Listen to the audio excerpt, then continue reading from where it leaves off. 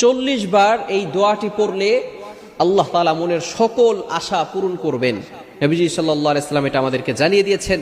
কিছু আমল রয়েছে, এই আমলটি করতে হবে ফজরের নামাজের সময়, ফজরের 2 রাকাত সুন্নতের পরে এবং ফরজের আগে মধ্যবর্তী সময়ে এই আমলটি করতে হবে। এই আমলটি করলে অনেক ফায়দা রয়েছে।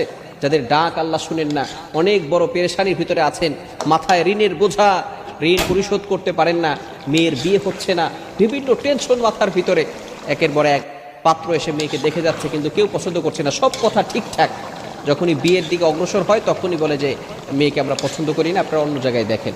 বিভিন্ন সমস্যার কারণে একজন মা বাবা ডিপ্রেশনের ভিতরে চলে যায়, মেয়ের বিয়ে হচ্ছে না।